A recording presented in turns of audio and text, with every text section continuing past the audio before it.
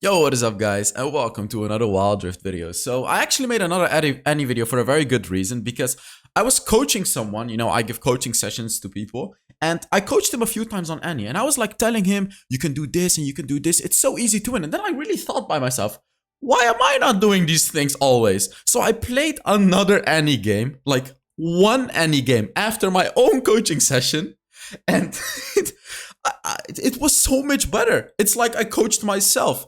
Like, it was crazy. It was crazy. It's crazy how simple this champion is. I just want to say that. I want to point that out. Annie is one of the easiest champions to play. Like, so easy.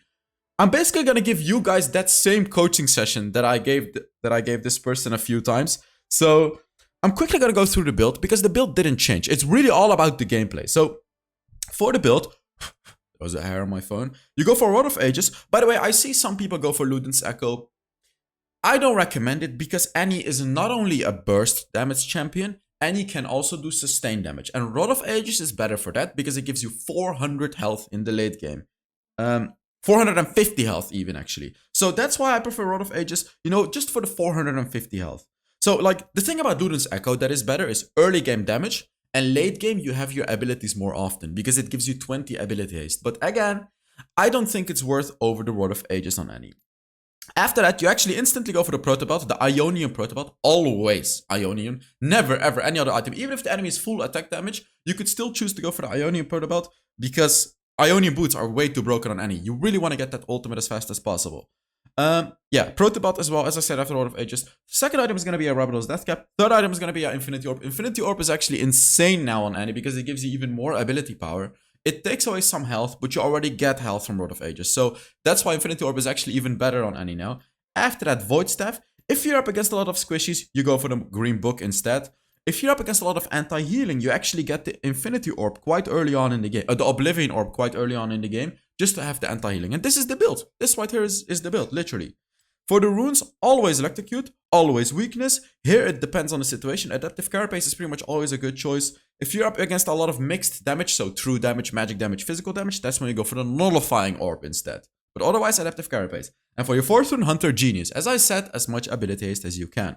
For your spells, you go for Flash and Ignite. So that is it about the build, and let's now get into the gameplay.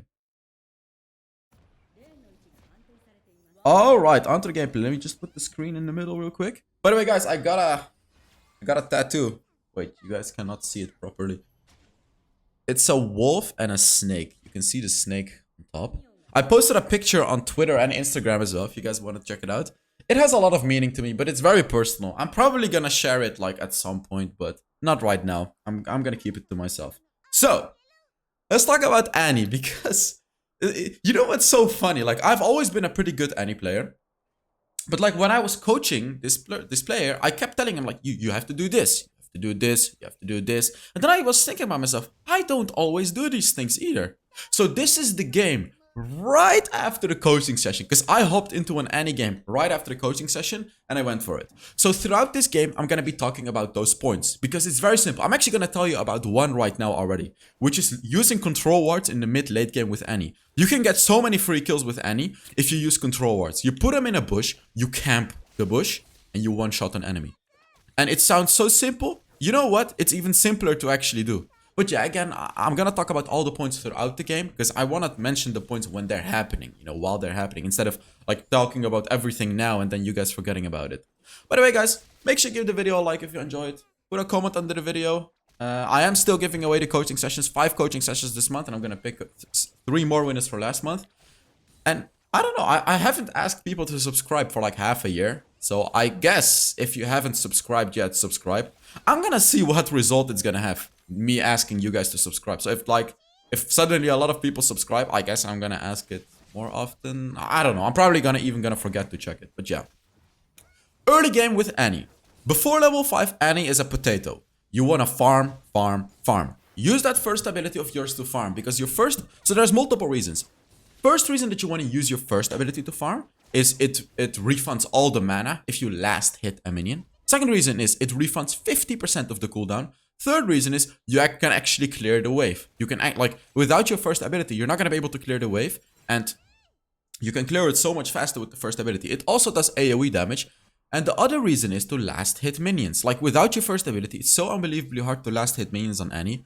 Like make sure you last hit minions. That is a very important addition, because if you don't last hit minions with your first ability, it's gonna go on a full cooldown, it's gonna cost mana, it's just not worth it.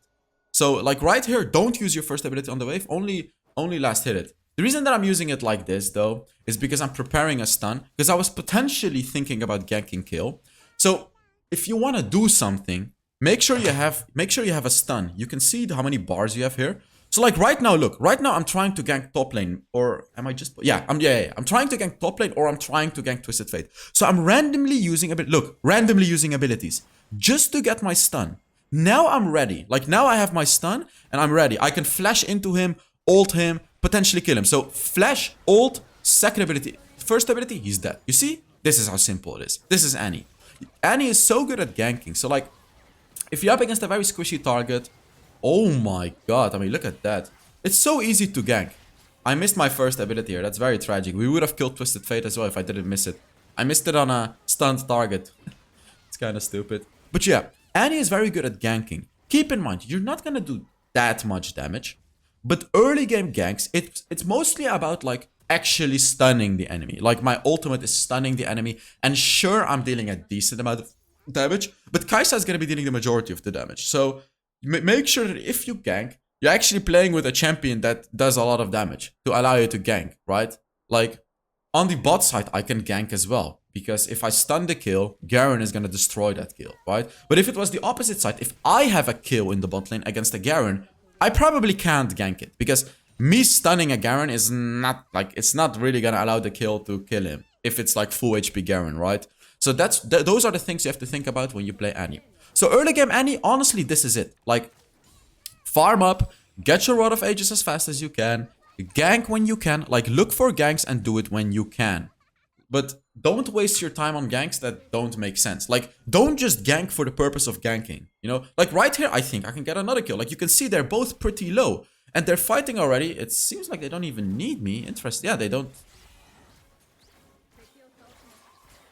Alright, well, they don't even need me. I am trying to go for the Karma here, by the way, because Karma is running away.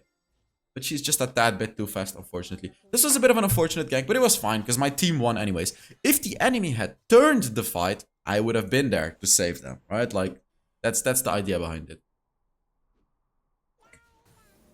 I want to let you guys know about a common misconception. Which is, the common misconception is that Olaf counters Annie. Because Olaf has ultimate. He can stop your stun. Guys, test your knowledge. Why does Olaf not counter Annie? Okay, think about it. I want you guys to think about it. Sure, he can dodge your stun. Sure, right? Sure. But why am I telling you he does not counter it? Tell me in the comments. Pause the video right now and tell me in the comments, because I'm going to reveal it. This is not a very easy one. Oh, she almost stole it. Oh my god. Okay, but let me tell you. So yes, Olaf can block your stun, but when Olaf uses his ultimate, he loses a lot of armor and magic resist. Which means you're actually gonna do even more damage to him if he uses his ultimate. So you initially engage on an Olaf with your ultimate. He is gonna get stunned, but then he'll get out of it with his ultimate, right? Like that's the idea of his ultimate. But then your subsequent abilities do even more damage. Your second ability and your first ability do even more damage because he loses magic resist. So, oh my god, my phone was lagging a lot. So, you will actually do more damage to him. So, you do have to be careful though. You have to play around the Olaf in a different way. Because you have to understand, hey, I cannot one-shot this champion. Well, no, sorry, you can one-shot him, but hey, I have to be careful. He can chase me if I don't one-shot him. Because he is unstoppable. So that's the thing that you have to keep into consideration against an Olaf. But don't be afraid of the Olaf. He doesn't really counter you. You actually do more damage against him. Right here, I'm looking for another gank. The reason that I ulted here is just to stop them from fighting me. Oh god, that was beautiful. Holy moly. Wait, I want to rewind that one. Wait, that was... So what happened here is I initially just stopped the Twisted Fate. But I ended up doing a complete outplay by dodging, well, almost dodging Karma's ultimate with my Protobot.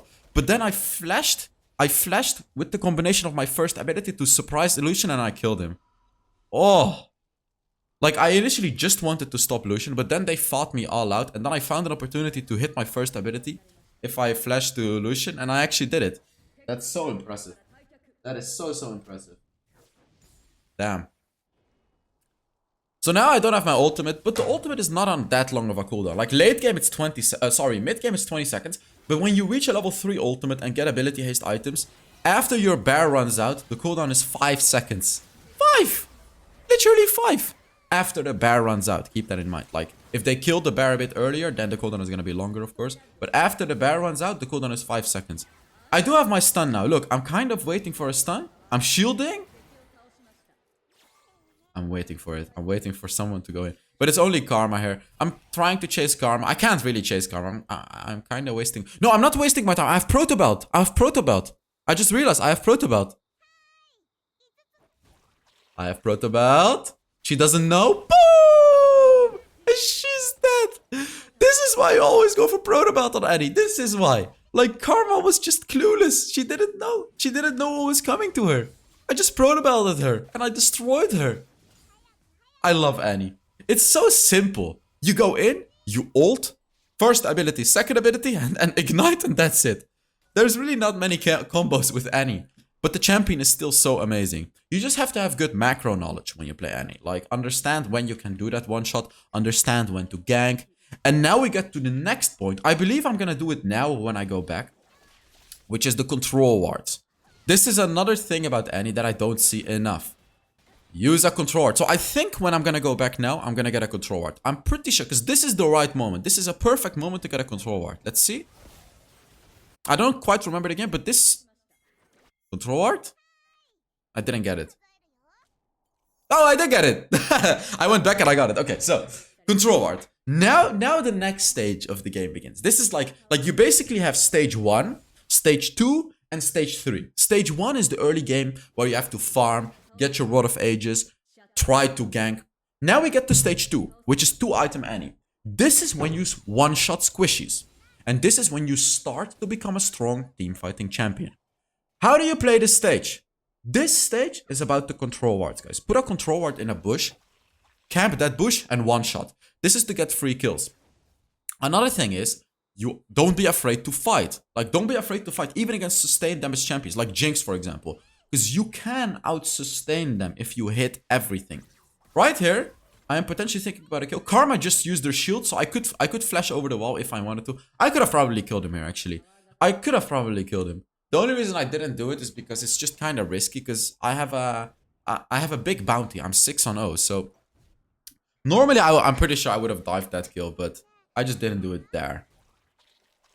My control ward is ready, so like right here I'm just kind of trying to think about, okay, where do I want to camp? Where do I want to get a kill? It sounds so silly, but it works so well. That's the funny thing about it. I was thinking about flash ulting. You do have to be careful about poking fights, because Annie obviously has 0 poke. Literally 0. Control ward. Look, control ward in the bush. They don't know I'm here. They don't know I'm here. They don't know I'm here. And I know that they don't know I'm here. I could flash over the wall again, but it is kind of risky, I guess. Ah, come on, flash over the wall. Oh, I don't even have to flash. I could just Protobot kill him. Yeah. So as you can see, he didn't know I was there. Ooh, that was a beautiful kill ultimate. Nah, that was a beautiful kill ultimate. They're probably gonna kill me now, because that kill ultimate was so good. He did get stunned. Nah, he's not gonna kill me anymore. But that was such a good kill ultimate. He completely blocked my sustained damage. Just honestly very well played. I can't do anything against that. That's why you can see that I'm struggling here. I stun him. I'm gonna die 100% here. I'm gonna try to take someone with me, but yeah. No, like I gotta say, like they just played it very well. Shyvana did the right call here, by the way. It's funny because the Kai'Sa was questioning the Shyvana, but this is definitely the right call for Shyvana. She got the dragon, which is our second dragon. Like, it doesn't matter that we all die. As long as she gets the dragon, it's worth it. Because Shyvana gets massive buffs from dragons. The stacks. She gets a lot of stacks from dragons. And of course, we have 2 dragons now, which is great. But like, as you can see, this would have worked if they didn't have a kill. But that kill just did such a good job there. So I gotta give props to him right there. By the way, a small change they made into the new update. This game is in the previous update. They didn't put it in the patch notes, but in the previous update, when you start the game and when you get back from the dead, this is in the previous update, you would have 0 stacks on Annie. Now you have full stacks on Annie. They changed it. They didn't put it in the patch notes, but they did change it. That's a free kill. Yeah, they did change it. I should be able to kill him for free too. Yeah, exactly. Like, very, very easy kills. You will always be able to surprise enemies with the proto belt, by the way. Like, essentially, Annie's ultimate range is not that big. But you should always think about Annie's ultimate range with the proto belt. Like, that is the true range. So when you are playing Annie or when, like, look, he ults me here. Look. He ults me, but I kill him because he has much less armor and magic resist. That's why I'm saying Olaf doesn't really counter Annie, because that's what you can do. I have to be a bit careful here. The reason that the turret focused me real quick there is because I used my third ability on Shyvana to give her a shield. When you use your third ability and the enemy attacks you or your ally who has that shield, they will take damage. The enemies are gonna take damage. That's a small thing about the shield. So like, when my Shyvana ults into 5 of them, I'm gonna shield her. Because all the enemies are gonna attack it. So not only do I give a shield to Shyvana, the enemies are also taking extra damage because of my shield. So, just a thing.